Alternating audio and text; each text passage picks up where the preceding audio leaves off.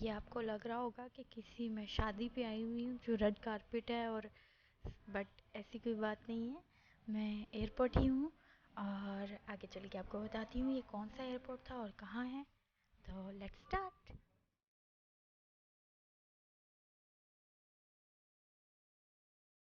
Welcome back to my channel. ये इस time मैं मुल्तान एयरपोर्ट पे हूँ, और यहाँ से मैंने अपना जर्नी स्टार्ट किया था। मेरी बोर्डिंग वगैरह हो गई थी, अब हम बस लाउंज में बैठे थे, अपनी फ़्लाइट के गेट का ओपन होने का वेट कर रहे थे। तो finally, although it was not my first flight, but still I was a little nervous, क्योंकि मैंने शुरू से अकेले सफ़र किया है, तो अकेले सफ़र करते वक्त थोड़ी सी तो घबराहट होती है। बट एनी हाउ, मेरी फ़्लाइट में एयर होस्टेस और मेल वर्कर्स इजिप्शियन थे और अफ्रीकन्स थे। So by the way, I like African. यार, इस बंदी ने इतनी फ़ोटोज़ ली थी, इतनी फ़ोटोज़ ली थी, मुझे लगता था, ऐसे फील हो रहा था जैसे कि इसका बच्चा नहीं है, ये किसी का बच्चा उठा के लाई है, तो बस फ़ोटो पे फ़ोटो, कितनी फ़ोटोज़ ली हैं इसने। बहुत अनोइंग हो गया था।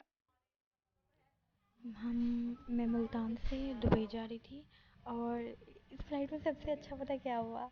It was my luck. But पूरी फ़्लाइट ना पीछे मेल्स थे, तो उन्होंने हमें ना बिज़नेस क्लास में बिठाया। तो या मैं बिज़नेस क्लास में बैठी, तो तब मैंने सोचा चलो आप लोगों को बिज़नेस क्लास का रिव्यू भी दे दूँ। जो छोटे जो जहाज़ होते हैं उनमें क्या होता है, बिज़नेस क्लास जो आगे वाली सीट्स होती हैं उन्हें बिज़नेस क्लास बनाया होता है, और पीछे वाली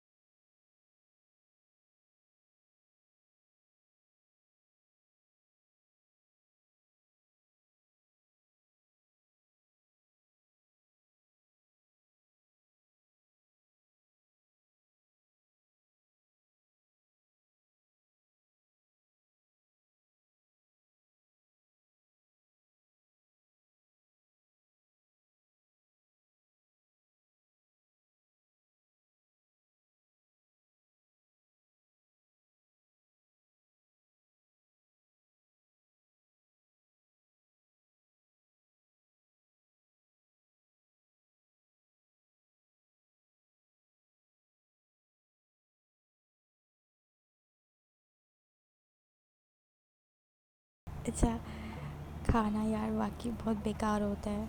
उन्होंने हमें, हालांकि हम बिज़नेस क्लास में बैठे थे, बट स्टिल हमें जोनसन ने इकॉनमी क्लास की तरह डील किया खाने के मामले में।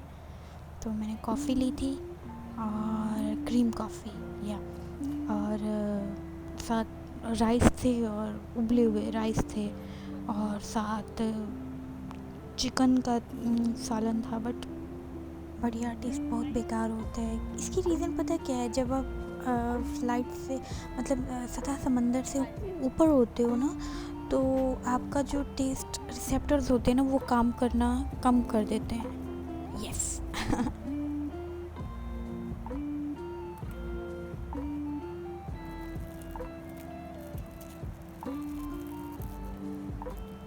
अच्छा यार, बिज़नेस क्लास में एक और बात ये थी कि जो आपका टेबल होता है ना, वो आगे नहीं लगा होता, क्योंकि इकॉनमी क्लास में ना वो आगे वाली सीट पे लगा होता है, बट बिज़नेस क्लास में वो आगे नहीं लगा होता। उसे ऐसे फ़ोल्ड करके आपको ये साइड पे बॉक्स होता है, मतलब ये ऐसे इसके अंदर डालना होता है। मतलब वो एयर होस्टेस कर देती है इस तरह, लेकिन मैं आपको बस दिखा रही हूँ कि ये बिज़नेस क्लास में कुछ प्लस पॉइंट ये भी होता है। फ्लाई दुबई का बिज़नेस क्लास है, तो यस।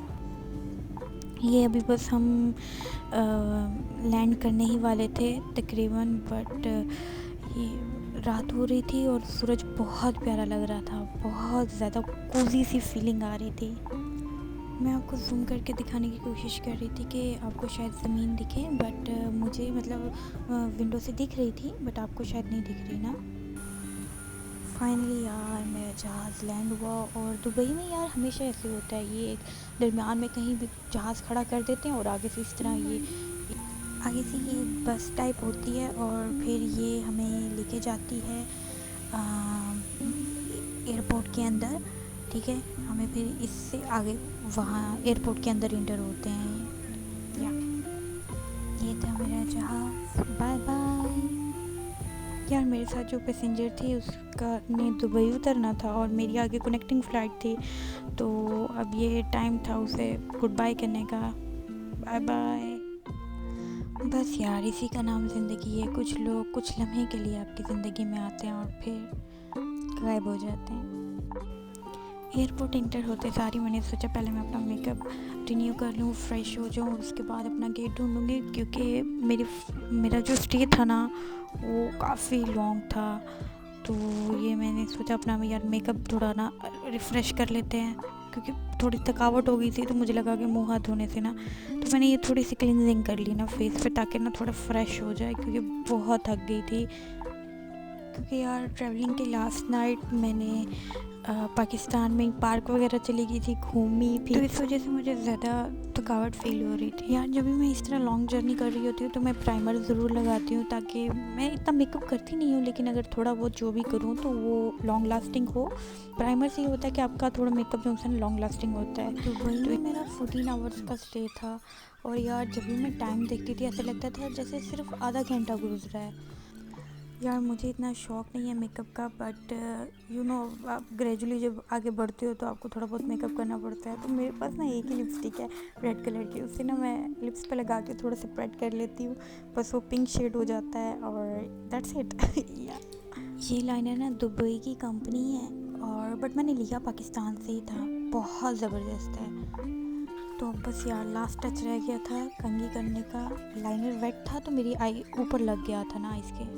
ये लास्ट लुक, मैं स्टिल टायर्ड लग रही हूँ, I know, but I am tired यार, आई एम।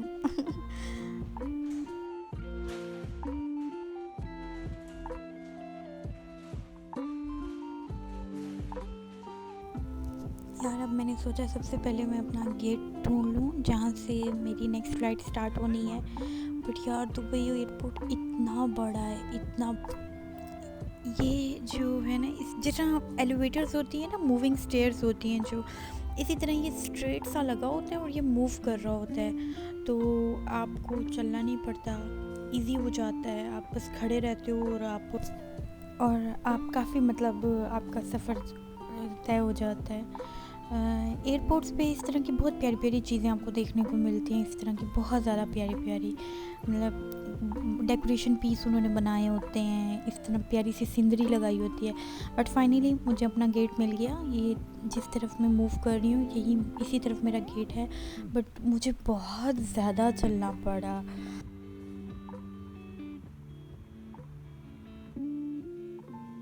और फाइनली ये रहा मेरा गेट C12A। सो यहाँ से मेरी नेक्स्ट फ़्लाइट स्टार्ट होगी, बट फिर मैं यहीं कहीं करीब जाके बैठ जाऊँगी, बिकॉज़ अभी फ़्लाइट को तो बहुत टाइम रहता है, तो मैं किसी कैफ़े वगैरह जाऊँगी, कॉफ़ी लूँगी और कुछ खाऊँगी, मुझे भूख लगी है। तो इनके पास ना सिर्फ ब्लैक कॉफ़ी थी और मेरा बिल्कुल मूड नहीं था कुछ कड़वा वगैरह पीने का, तो मैंने चाय ऑर्डर की, और चाय बिल्कुल कश्मीरी चाय लग रही थी। तो मैंने ड्यूटी फ्री से कुछ स्नैक्स लिए थे और फिर मैंने इस चाय के साथ वो स्नैक्स खाए। यार वो एक्चुअली मुझे पता नहीं लगा, मैं वीडियो बनाना भूल गई। ये मेरे पासपोर्ट से पीछे पुस्वित का है और ये मेरी रेजिडेंसी है यूक्रेन की। तो फाइनली ये रहा रेड कारपेट। एक्चुअली जिधर नेक्स्ट फ़्लाइट में हम जा रहे थे, तो उन्होंने हमें नीचे स्ट्रेट से गाइड किया कि नीचे जाना है, तो वो मतलब इतना रॉयल स्टाइल लग रहा था और रेड कारपेट टाइप, ऐसे जैसे किसी वेडिंग में होते हो आप। तो यहाँ से एग्जिस्ट करना था, बाहर जाना था, और 14 घंटे का स्टे था, तो दिन हो चुका था बाहर दुबई में। तो हम आगे मूव कर रहे थे अपनी नेक्स्ट फ़्लाइट की तरफ। ये बहुत बड़ा त्यारा था क्योंकि हमारी नेक्स्ट फ़्लाइट जो सी थी 6 आवर्स प्लस थी। ये सच में बहुत बड़ा था, लाइक एक इतनी मैं उससे दूर खड़ी थी और स्टिल कैमरे में भी पूरा नहीं आ रहा था, ये बहुत बड़ा था। तो हमें इन्होंने दो तरफ डिवाइड किया था।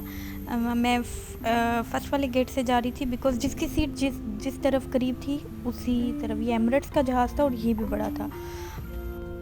सो फाइनली यार 14 आवर्स का स्टे के बाद मैं फाइनली अपनी फाइनल डेस्टिनेशन के लिए जा रही थी यूक्रेन में। जहाज़ के अंदर इंटर हो रही थी तो सीरियसली रिलैक्स फील कर रही थी बहुत। या ये इस बड़े से जहाज़ का अंदर से व्यू, इसमें भी यही था। फर्स्ट पे वो थी बिज़नेस क्लास था और फिर ब्लू शील्ड के बाद इकॉनमिक थी। और यार इस फ़्लाइट का खाना लास्ट फ़्लाइट से ज़्यादा अच्छा था, बट मैंने स्टिल सेम कॉफ़ी ली थी बिकॉज़ लास्ट फ़्लाइट मैंने एक एक्सपीरियंस किया था तो मुझे बहुत अच्छा लगा था। तो यहाँ ये 2 बॉक्सेस थे। खाना मतलब टेस्टलेस ही होता है, आपको मैंने पहले भी बताया है रीज़न। मैं just behind the business class बैठी थी, तो मेरे साथ एक सिंगल मदर बैठी थी और वो भी यूक्रेन से बिलोंग करती थी। अल्हम्दुलिल्लाह, अल्लाह का बहुत शुक्र है, ये सफ़र भी बहुत बहुत अच्छा गुज़रा, आराम से मतलब गुज़र गया, कोई मसला नहीं हुआ। और फाइनली मैं कीव पहुंच गई, कीव एयरपोर्ट पे। और अल्हम्दुलिल्लाह कीव जो सा है वो यूक्रेन का कैपिटल सिटी है। और यार यहाँ बहुत ज़्यादा ठंड थी। मैं अपने सामान का वेट कर रही थी और जल्दी से मैं अब अपनी सिटी मूव करूँगी। मेरी सिटी भी जाने का डिस्टेंस कम नहीं है, वो भी तकरीबन 6 से 8 आवर्स लग जाते हैं। वो डिपेंड करता है आप कौन सी मतलब कन्वेंस यूज़ करते हो। तो यार अभी मुझे कोई आइडिया नहीं है मैं बस लूँगी या ट्रेन लूँगी।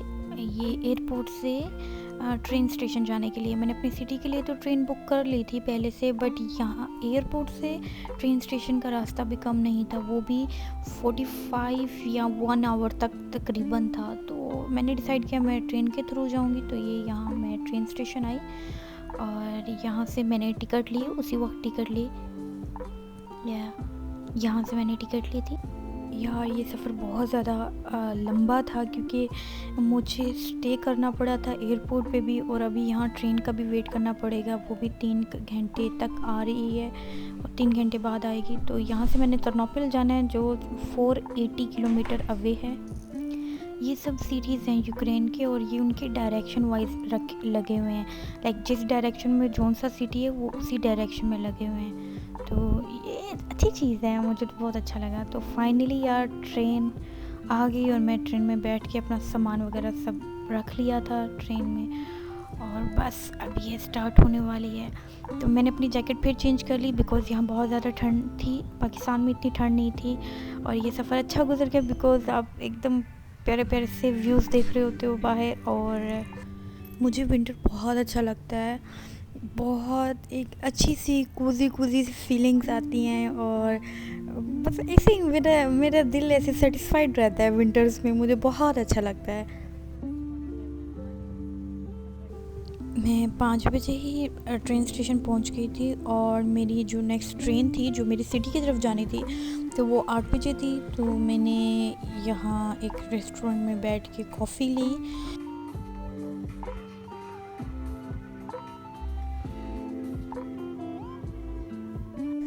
यार गाने सुनते सुनते ये टाइम गुजरा और फाइनली मेरी ट्रेन आ गई।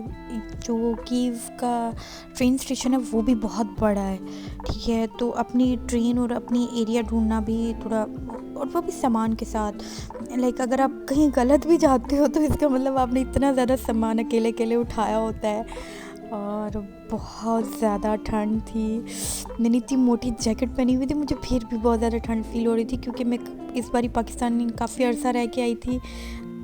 यहाँ ट्रेन्स में ये सिस्टम होता है, अगर आपकी स्लीपिंग वाली होती है तो इसमें आपको 2 टॉवल्स और इस तरह बेडशीट, तकिए का कवर, ब्लैंकेट कवर, ये सब इस तरह पैक और एकदम अच्छा सा मिलता है।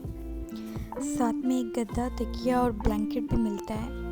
सो फाइनली यार मेरा 8 आवर्स का ये जो सफ़र था ट्रेन में ये ख़त्म हुआ और अब मैं उतरने के लिए तैयार खड़ी थी गेट पे। मैं इतनी ज़्यादा थक चुकी थी, मैं पिछले 2 दिन से बिल्कुल भी नहीं सोई थी, तो मैं पूरे रास्ते सोती रही, मुझे कोई होश नहीं रहा कैसे सफ़र गुजरा है। सो गाइज़ ये व्लॉग यहीं तक था, आपसे अपनी नेक्स्ट वीडियो में मिलेंगे, तब तक के लिए अल्लाह हाफिज़, अपना बहुत सारा ख्याल रखिएगा, बाय।